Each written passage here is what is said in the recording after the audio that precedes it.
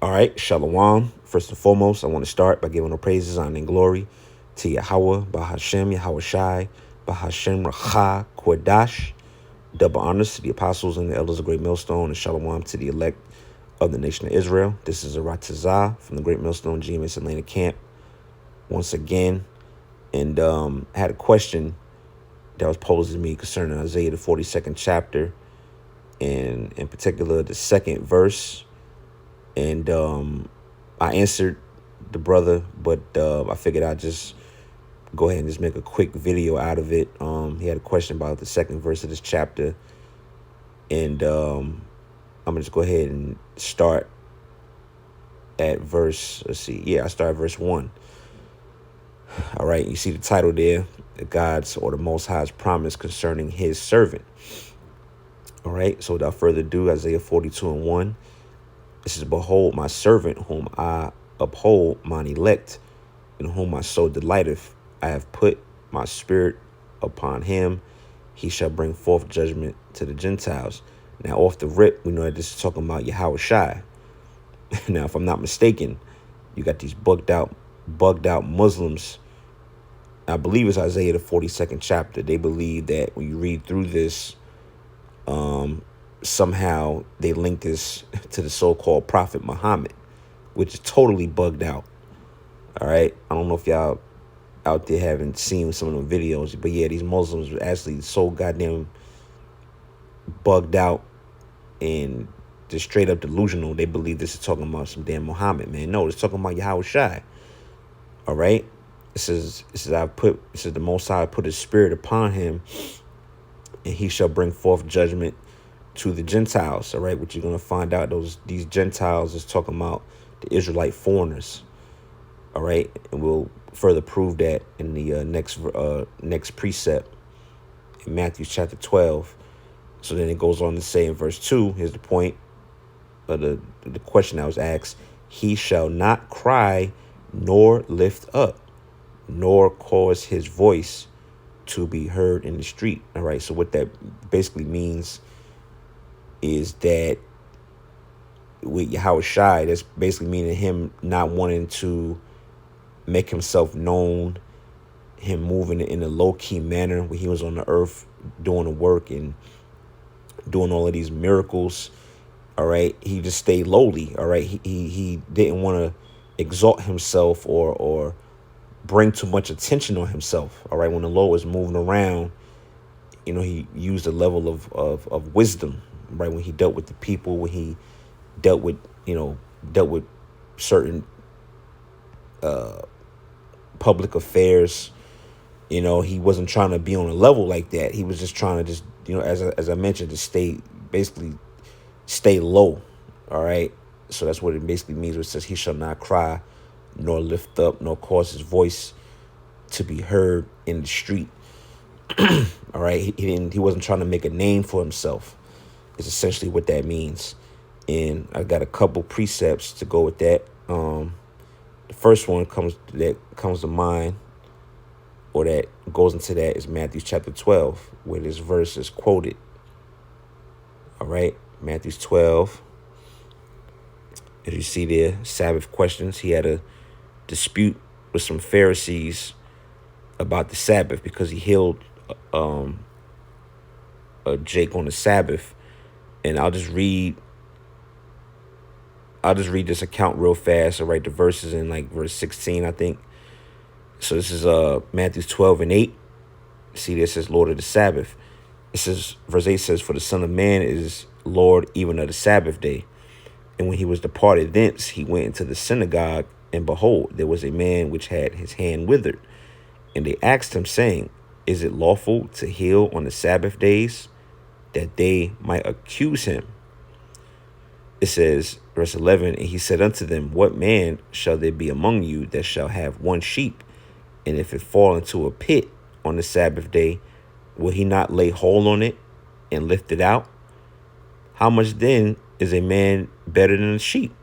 Wherefore it is lawful to do well on the Sabbath days. All right, so he cut him.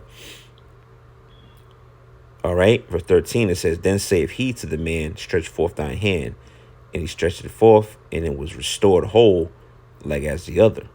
Then the Pharisees went out and held a council against him, how they might destroy him. Now here's the point. All right, verse 15. But when Yahushua knew it, he withdrew himself from thence, and great multitudes followed him, and he healed them all. Now, that verse we read in verse 2, back in Isaiah, the 42nd chapter, pretty much is what it's going to state in verse 16 here. It says, and charge them that they should not make him known.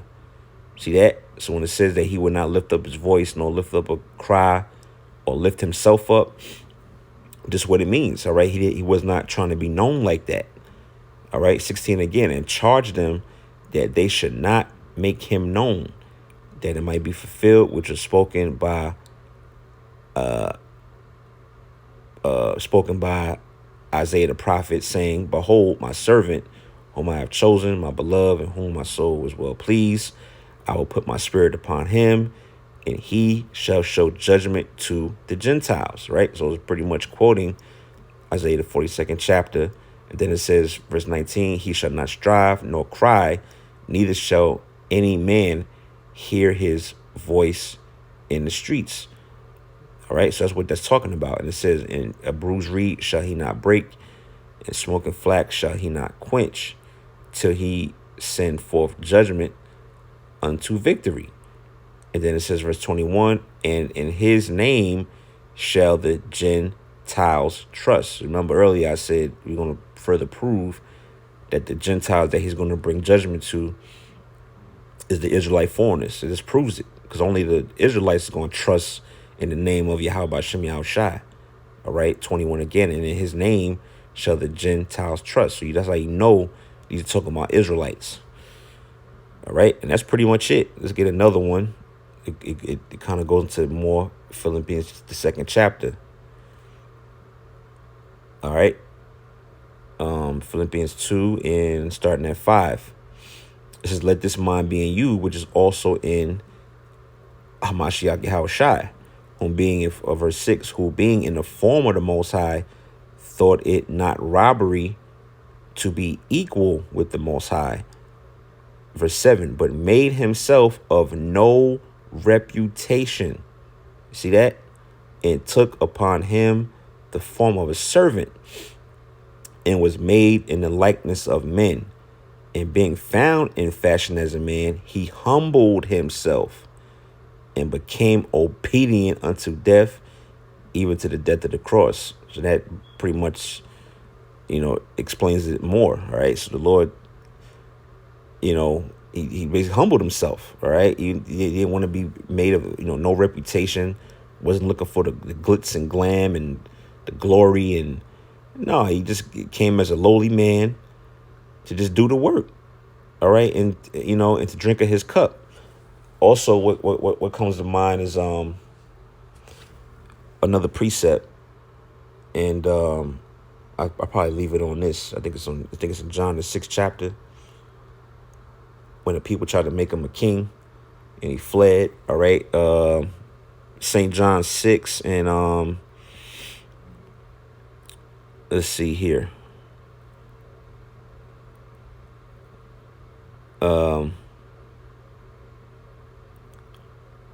This is let's start at 12. This is basically when Yahushua had the food, the fish and the bread, and he multiplied it.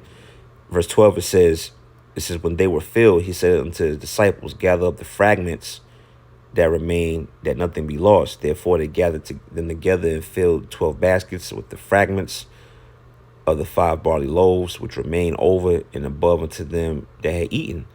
Then those men which had seen the miracle that Yahushua did said, this is of a truth that prophet that should come into the world. Here's the point, verse 15. It says, when Yahushua therefore perceived that they would come to take him by force to make him a king, he departed again into a mountain himself alone. See that? So when Jake was trying to make the Lord a king right there. But he knew that wasn't his time. So he bounced, all right? He got up out of there. That's going back to Isaiah 42:2. Not lifting himself up, not raising his voice. He just stayed humble, meek. It wasn't his time yet. Now you lead us up to certain other Jakes that's in the truth now. If Jake try to make them a king, they'll gladly accept it. Because they love fame, they love attention. They love that glory. But on the other hand, Yahweh Shah was like, nah, it ain't time for me to be a king yet. So he bounced, man. All right, to just put it in simple terms. So, that's pretty much what that verse is talking about. All right, Isaiah the 42nd chapter, the second verse, how the Lord basically didn't want to make himself known like that. He wanted to stay low key and just do what he had to do, right? To stay on his mission. And that's pretty much it, man. So Lord Williams was an edifying video, just a little, quick hit through the spirit, giving all praises to Yahweh Bashem Yahushai, Bashem Chakwadash, and Lord willingly, to the next video, I'm gonna say Shalom.